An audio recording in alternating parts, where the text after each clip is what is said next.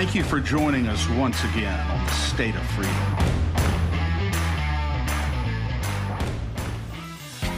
The State of Freedom is a listener-supported podcast. We're committed to pursuing the truth about policymaking, regulatory actions, and political maneuvers in Louisiana and at the national level that stand to impact your freedoms.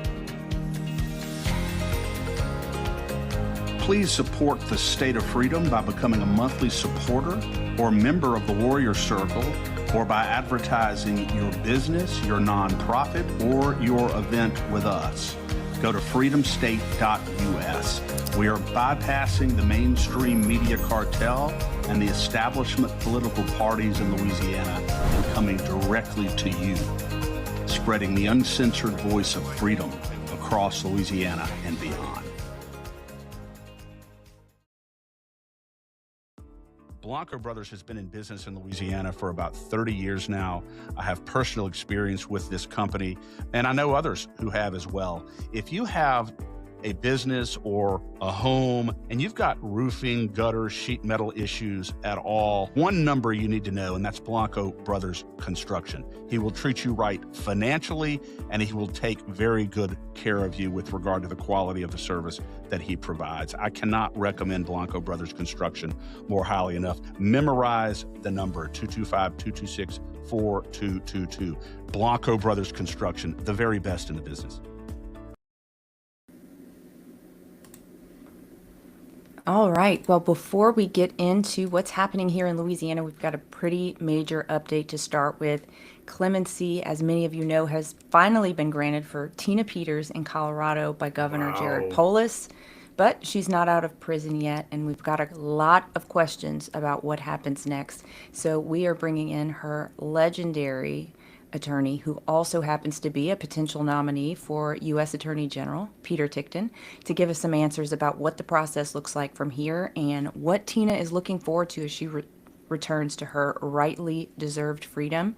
Then, if we have time, we're going to shift back to Baton Rouge, because with just 1 week left in the legislative session, things are tightening up fast, and the redistricting debate is picking back up again today. So lots on the agenda, folks. Lots on the agenda. I mean, are they tightening up, Danielle? My gosh. It's like when this is all down over to the wire. Archie Bell and the Drells, baby. Archie Bell and the Drells, and I can't wait. All right. Well, I don't know what any of that means, but I'm Danielle Walker. You'll hear it. And I'm joined by my friend and co-host, the watchdog in chief of Louisiana Citizen Advocacy Group, who has set up his tent and his sleeping bag at the Capitol, Chris Alexander. And we're coming to you live, as always, on Voice of the People USA TV and radio network, on Rumble, YouTube, X, Facebook. If you're on Facebook, send us some stars. If you are anywhere else, hit a thumbs up button, share it with your friends, give us a retweet. Wherever you are, do the nice thing and let us know you love us. And Danielle, you can I ask you a quick question? Can we come up, if you don't mind, with an acronym, DTNT? Just whenever I look at you and you look at me and say DTNT, just do the nice thing. I love that. Thing. Okay, great. All right, DTNT. Do the nice thing. And you can always catch us later on our audio-only podcast platforms. And I just want to mention, we always talk about Spotify and Apple Podcasts because that's like the most used ones. But we're also on a ton of other platforms. So you can see all of those on freedomstate.us. But some of them are Amazon Music, Deezer, iHeartRadio. If you're on any of those, we'd love for you to check us out there, subscribe there. You can always catch us there. And let me bring Peter in. He kind of got kicked out earlier.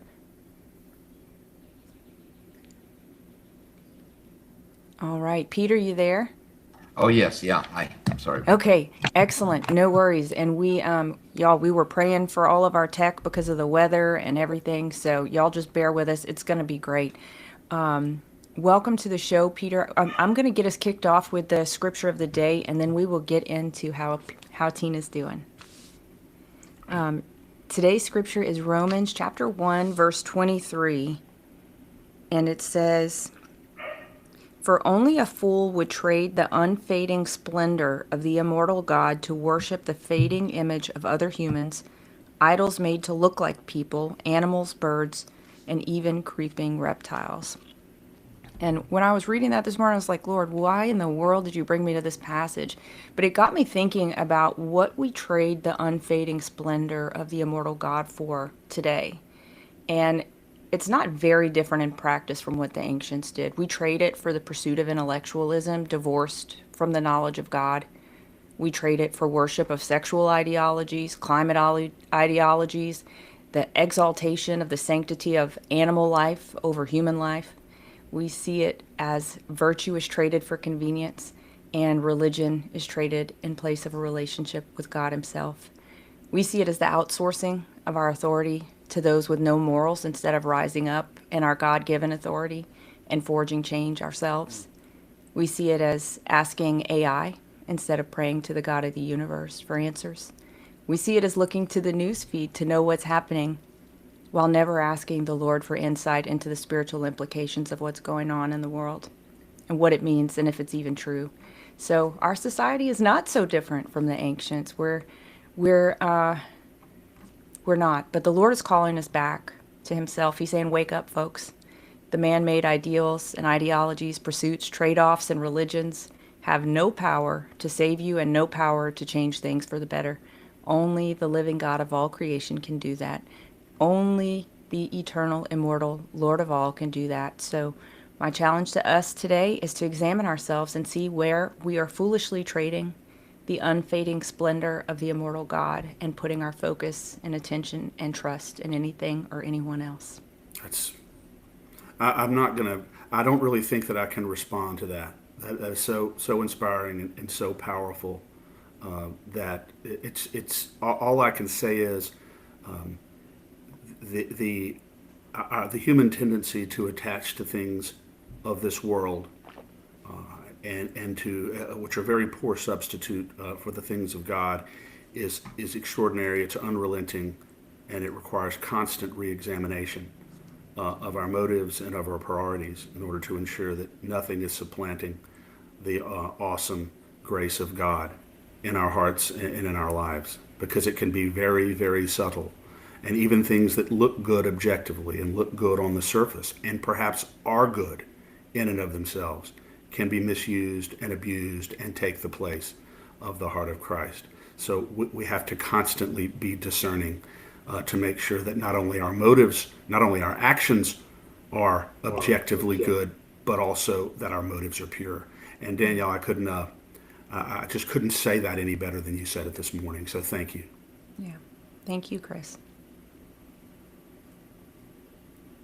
And how are you doing, Peter? There might be a delay, Chris. I'm sorry. No, that's okay. I want to just take a second to welcome someone who really doesn't need any introduction. It's almost like me trying to introduce our audience to the Pope.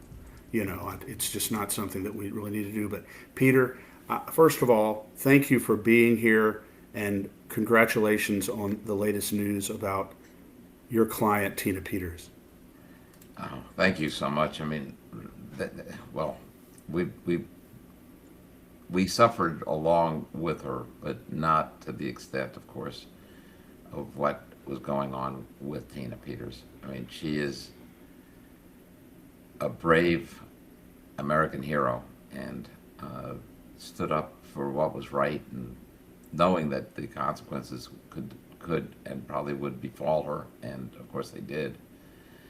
And really, when you look at what she did, I mean, she imaged the machines, but that wasn't what they considered the crime. That was the crime, but that's not the way they could get to her. They got to her because she did not give the right identity of the person who was in the room when Jenna Griswold's people wiped the Dominion machine clean and then rewrote on top of it so that the data in that hard drive could never, ever be retrieved.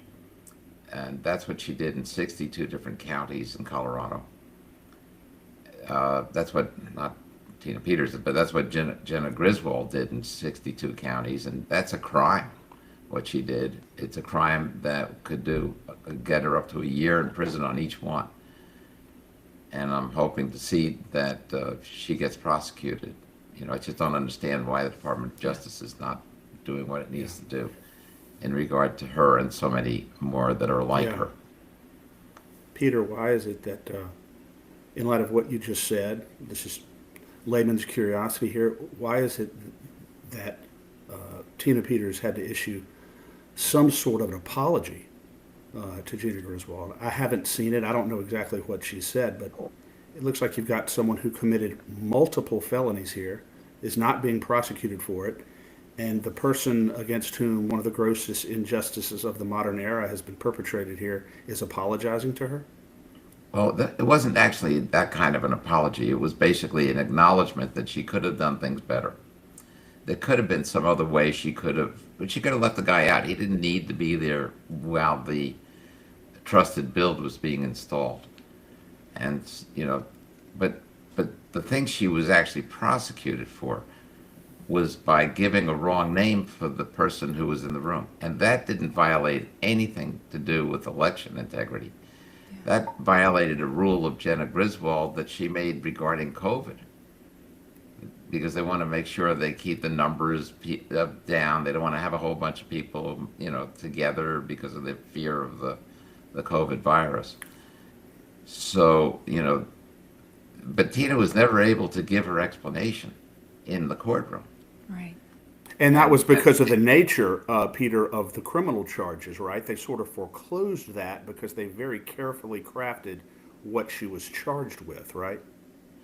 Right, but since she's charged with not being able to, but not giving the person's right identity, okay, so, here's what happened, really briefly.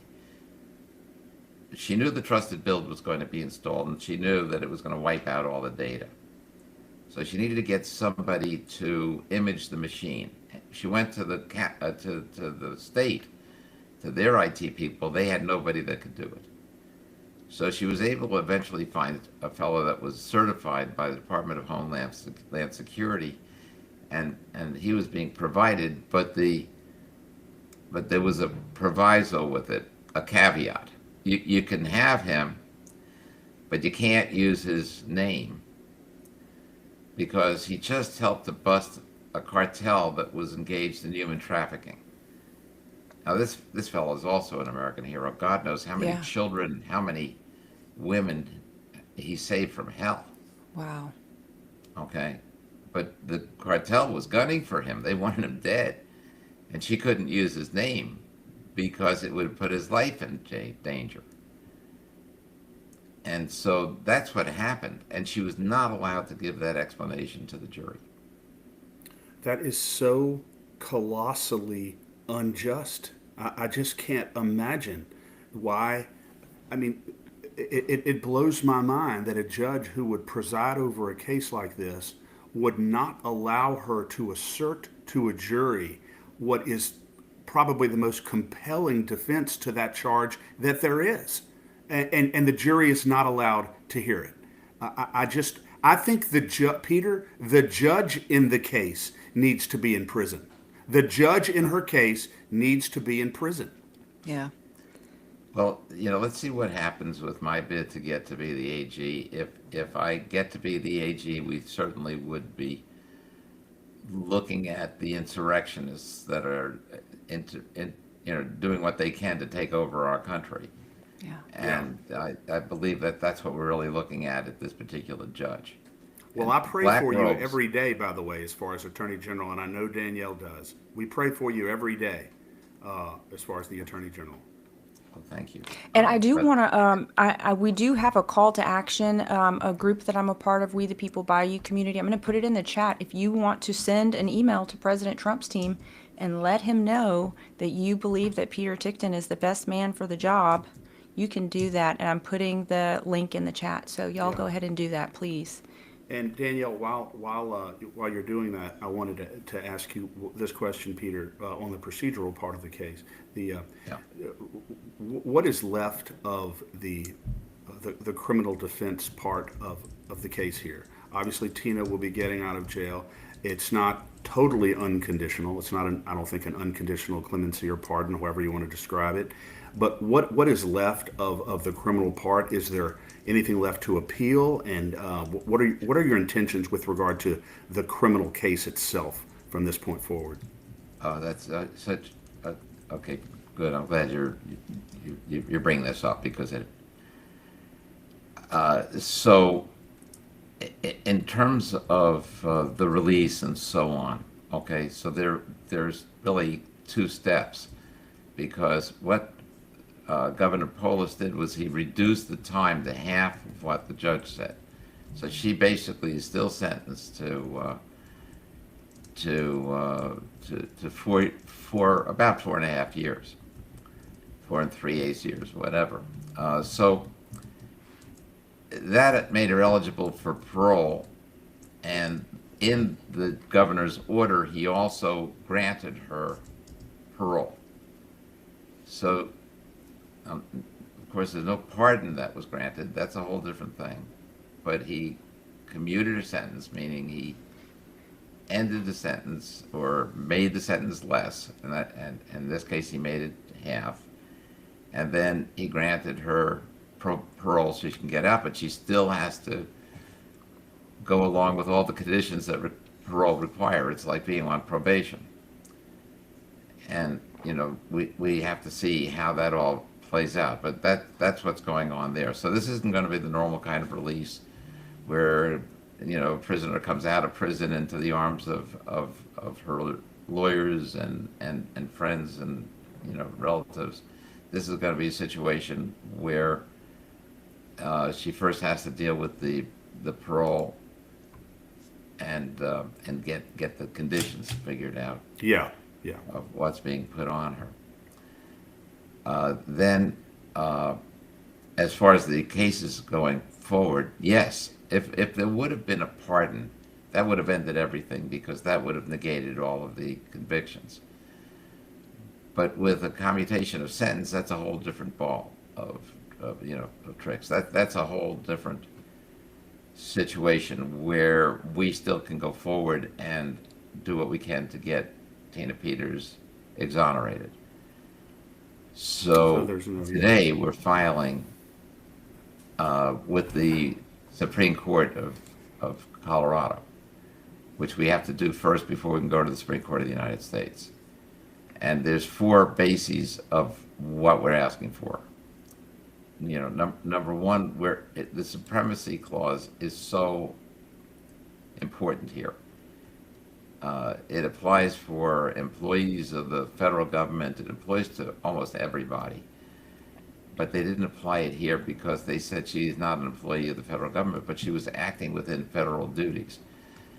Here's what the rule is. If you need to obey a federal law, and you need to take actions to make sure it's obeyed, but in so doing, you violate a state statute. Too bad for the state statute. You're allowed to do that because the federal law is supreme. And if there's a conflict between the two, you have to follow the federal. So that's a defense in its own right. Then there's the fact that there was due process, that she was deprived, just as I mentioned before. She couldn't even present her full defense. Yeah. Thirdly, we have the pardon. Don't forget, President Trump issued a pardon, which the state of Colorado is saying does not apply. I'm sure the Supreme Court of Colorado is going to agree with the Court of Appeals, which agreed with, the trial court. But basically, that's setting that up to go to the Supreme Court of the United States. And then last of all, and something most people don't realize, is that we had a juror. Somebody cut her phone lines to her business. It cost her $4,000 and about a week of not having phone lines to get it fixed. And she believed that it was because she was a juror on the case, which meant that it probably had to do with Tina Peters, because nobody's going to think that the state would do such a thing. The state doesn't generally go cutting people's phone lines.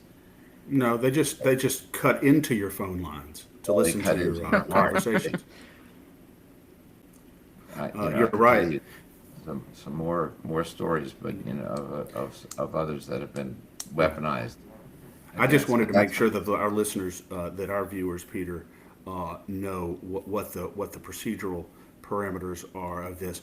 And just to confirm, there's nothing within the agreement that was negotiated for her release that would foreclose her opportunity to challenge the underlying conviction itself going forward. I guess that was the That's question. correct. Okay. You're right about that. Yeah. And Peter, is there any, are y'all going to do anything about like cruel and unusual punishment because of the number of times in the complete, I don't know, just abandon that they would throw her in solitary confinement and the weird restrictions they would put on her? As long as the conviction stands, it's very difficult to say this was all done wrongfully, and because prisoners don't have many rights. Gotcha.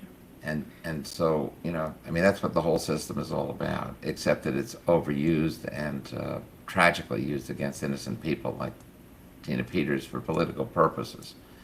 And that we know what that is. We know Tina Peters was in prison for three reasons. Number one, she was a scapegoat for Jenna Griswold. That's why you keep hearing her say what a mistake it was to let her go and so on. She's really upset about it because as long as Tina Peters is in prison, how could I be guilty? I'm on the other side. That's the one that's in prison. That's the one that's right. guilty of things, right? And I noted when I saw that she put out that statement on Twitter or social media that she didn't have any remorse or any condemnation for Trinidad raping women in broad daylight and taking over their apartments and all of the many horrors that were perpetrated on the people of Colorado. But her number one focus in life was to be so horrified that Tina Peters would be granted clemency. I know. This is a crooked, disgusting woman.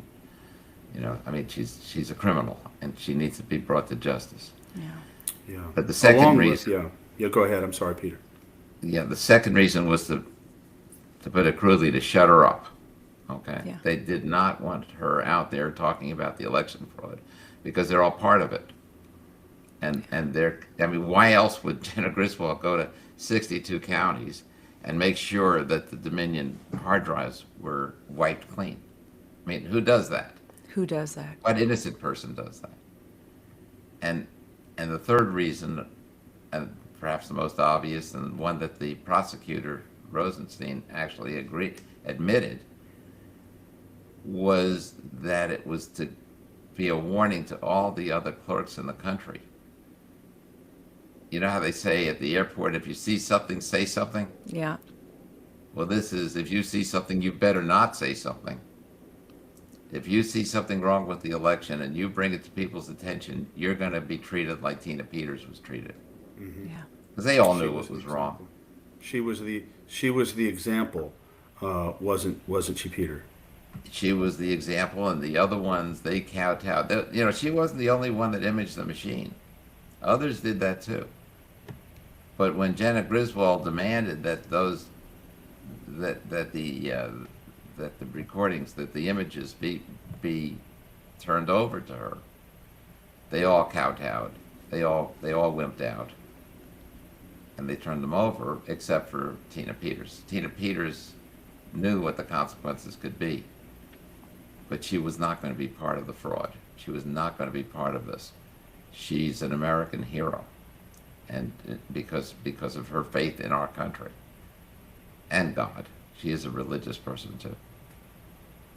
Yeah.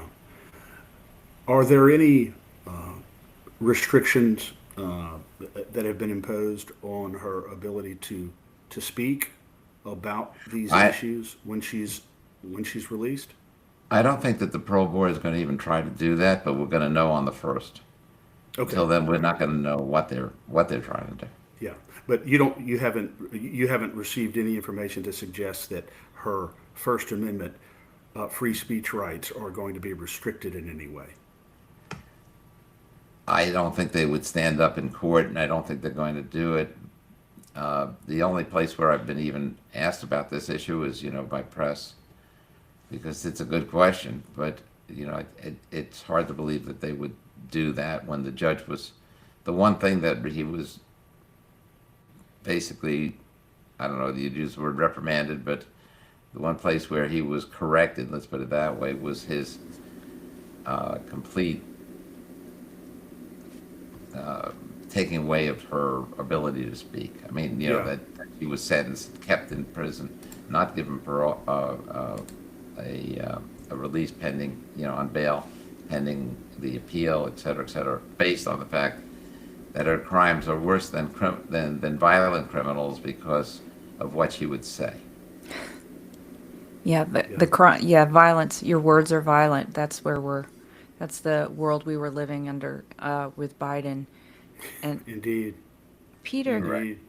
do you Yeah. have any inkling? I mean, you kind of alluded to the fact that y'all may not yet know what the parole board is going to do, but do you have any inkling as to whether her movements are going to be restricted, or whether her speech is going to be restricted in any way, whether she'll be able to attend speaking engagements or do any public speaking? There again, no, parole isn't You- for that purpose. Oh, it's not. No, Okay. it's not like probation where you have somebody that's perhaps stalking somebody else, and you got to make sure that that doesn't happen again. So that's Okay. built into the conditions of parole. It should be pretty straightforward. As I don't think there would be curfews and more torture. I think it's going to be basically, where she needs to report that she needs to get gainful employment, that kind of thing. The kind of things that help a person return to society. Yeah. Okay. I think it's a legitimate question, very legitimate question, Danielle, because if I'm not mistaken, Peter, one of the justifications that was used to deny her a post-conviction bond, I think, was the potential of her being a flight risk. Is that right? I think that may have No. been one of it. That wasn't it. I thought at one point No, in time, no, one of the it reasons. was strictly, according to the judge, it was because of the fact that she shouldn't be allowed to communicate. He didn't get into the flight risk stuff. Now, when it came back to him after the Supreme Court ruled, and we moved to have him recused, in that he spouted off a few things, and we asked for asked for release pending the outcome of the appellate process that we're still in. And that's where he changed his tune and said, "Oh, she's still a flight risk." That's the deal. Okay. That's the deal. Yeah, So, yeah, but but that we was don't just know not- whether or not she's going to be. I'm not that she would have any plans to leave the country or anything, but I guess some of these things, Peter, we're not going to. We'll have to have you. We're going to have Peter back on, Danielle, in the next week or two, because I know he'll have a lot more information for us then on this. It's just so fresh. Yeah. But wow, I'm just so And- excited for her. I'm also wondering, Peter, I don't know, does Tina still have her home? And is it even safe for her to try and go back and live there when she's out? These are issues which are going to need to be discussed. There is danger in Colorado Yeah. for her. I even had a person threatening. Well, I have more than a person threatening, me and my firm. But I had one recently who threatened to have my daughter kidnapped and disemboweled. Oh my gosh. And let me just say that particular lady, I'm using the term lady loosely, is now been extradited from Colorado. She's sitting in a jail cell in Broward County, Florida. Wow. It's not a good idea to threaten lawyers, and it's just as my daughter's a retired judge, so lawyers and judges, not a great idea to threaten them. No. No, there's laws to protect them, and and we're all concerned when it comes to judges because there have been some incidences in the past where judges have been in danger. Yeah. Yeah. So, and I can tell you they're taking her case very seriously. And I just want to discourage people from, they think, oh, well, I'll just harass them with phone calls. If you do, you may have, and I know nobody in your audience would do that, I'm pretty sure, but unless there's some outsiders listening in just to get the scoop. but it's not a good idea. Don't do it. Yeah. We've actually, Peter, been allied with political leaders and political figures who have been victimized by precisely what you're talking about. And, we've covered it very well. And you're right, people have to understand that, the First Amendment is sacred in our country. But if what you're saying constitutes a potential clear and present danger to another person, then you're crossing the line there. So no question about that. Well, I know you're a fearless Yeah. man, Peter. What you just said a minute ago kind of reminded me of what Gordon Liddy said many, many years ago when he remained loyal to President Nixon and all of the Watergate. He said, you can come do whatever you want to me. That's fine, but leave my family alone. And that I think that's the way a lot of men feel about these situations. But Tina Peters, to me, and I know that I think she's one of the greatest heroes I've ever had an opportunity to witness in my life. Yeah, no, for sure she is. I mean, it's one thing when people just get up and surrounded by circumstances and aren't knowingly putting themselves in harm's way to protect America. There's no question that this is what Tina Peters did. That's why Yeah. so many people say she's an American hero, because she's standing up for what she believes in. Yeah. Yeah, and I'm so grateful that I've been able to meet and work with her, because she is an outstanding human being, and I got to tell you, one of the smartest people that I've dealt with. I mean, she really is. Has got it made. But unlike what the judge says, I've never seen her lie about anything, and she's an honest, decent person who just wants good things for people. Yeah. She wants to save our country, And, knowing and that the machines are taking our country away, as they did in 2020. how can people support her? I know I got a message from Steve Stern. He's hosting a telethon. I think we're planning to simulcast that on June 14th. That's going to be a fundraiser for her. Is that the best way to support her? I think she may have a donation page on her website as well. Yes, she does. It's Tina Peters, TinaPeters.us. Got it. I'll put it in And the right I'll put now, it in the chat. she certainly can use the help, because she needs to transition.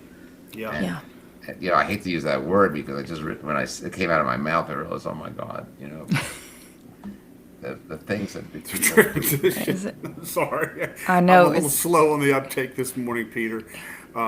it's just never, I'm not used to, the weirdness that is going on in America right now. I mean, and the fact that the Department of Justice is still going after people, protecting people who, there's that case in California where there was a mother who took her son out of harm's way because the school was encouraging that he transitioned into a girl, and she was convicted of taking, the Department of Justice I'm talking about last It's month. sick. It's sick. Last month. Convicted for taking her son over state lines when there was a restraining order in place, even though she had Wow. never seen the restraining order. And that's how crazy this was. I mean, I'm sure it's going to get reversed on appeal, but how dare the Department of Justice turn on its own people? Does she have access to her child right now? Well, frankly, I don't know. It's not going to be very long before she has to report. Good grief. Well, there's know. one thing we're never going to run out of, Peter, is injustices to rectify in this life, in this world, and we just got to continue fighting and continue every day. I want to leave you with this today, Peter, unless Danielle has something else she wants to ask you about. I've always envisioned in my mind the idea of the saint, the follower of Christ, being the one who walks along the darkest streets of life, setting torches so that other people can see, to move forward and to walk. And I look at Tina Peters very much in that light, that she is a torch, she is a light that is setting the dark streets of this life ablaze so that other people can see their way along the road of life and ultimately to heaven.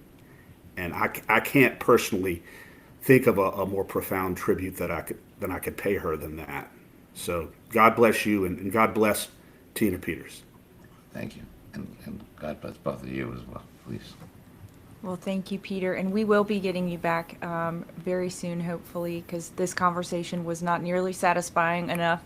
We always have more we want to talk about, but I know you know that Chris is heading off to the House Committee on Governmental Affairs this morning at the Louisiana legislature to continue the drumbeat for justice in our redistricting case. And if you can imagine, we are fighting a conservative supermajority to get rid of a minority majority racially gerrymandered district. So wonders never cease.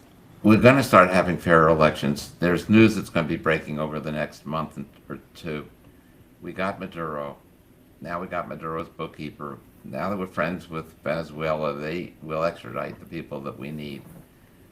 There are 4 more coming. We're getting the evidence that we're going to be able to put out there, and the world is going to be convinced that what Donald Trump said, that the 2020 election was rigged and the country was stolen, will be shown to be true.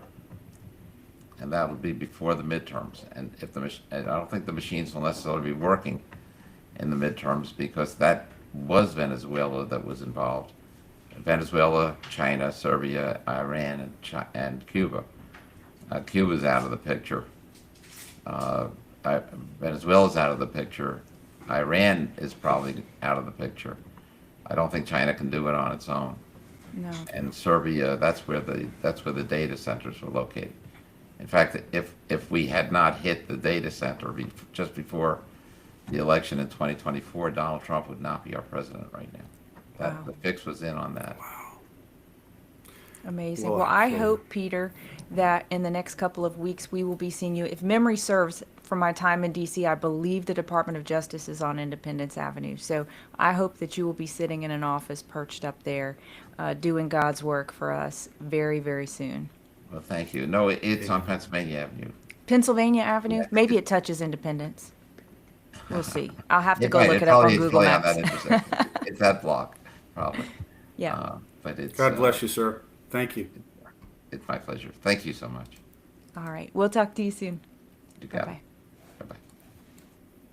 Chris, I know you got to run, so just run, and we'll just call it done for today. Folks, if you want to, please call the legislature and tell them that you want a constitutional map, that you want Paul Hurd's map specifically, and tell them to pass that along to your legislator. Very, very important that we do that, Danielle. I'm just going down there to sit there and tell them that the map unamended that you have on the House side now, SB 121, if you do not amend it appropriately, and I would recommend you following Paul Hurd's lead on this and his recommendations. If you don't do that, we're going to end up right back in the position that we're in right now. And we don't want to be in that position again. It's going to be a warning, Danielle, about 45 seconds or a minute, just to put it on the record. So once again, nobody is going to be able to look back and say, nobody told us, because we're telling you today. That's right. The legislator needs to stop fighting the people and needs to do the will of the people, and it needs to align itself with the Constitution and what's right,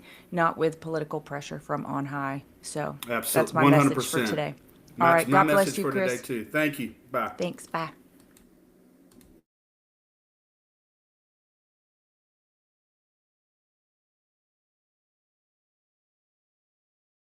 Fuego, it's just unbelievable. Whether it's the flame grilled carne asada or a signature mango margarita, I had one of those too. They're serving up a literal feast of freedom at Calle Fuego. It's just extraordinary. I love the owners, Andres and Jose. They run such a great restaurant. The service is extraordinary. The atmosphere is great. So if you're in Pineville and the Alexandria area or passing through, or if you live there, go to Cavfuego and tell them the State of Freedom sent you. Tigerland Properties, these are licensed professional realtors in Louisiana, commercial, residential, investments, whatever you choose to do. These people, whether you're buying, whether you're selling, whether you want to invest, these people are the best in the business. They really are. Tigerland Properties, mainly they work in the Boot area of Louisiana, down in South Louisiana, but truly you could not be in better hands if you're buying or selling commercial, residential, or investing than Tigerland Properties. I encourage you to call them 225-320-3004. You'll want to make sure you're in good hands with commercial, residential, real estate, or investment. And they are the best. Thanks for joining us today on the State of Freedom. Any follow-up actions, resources, and links to our sponsors will be in the show notes. All calls to action can be taken at lacag.org. That's LACAG.org. To learn more about our work, become a monthly subscriber, supporter, or advertiser at freedomstate.us. The State of Freedom, the #1 conservative podcast in Louisiana.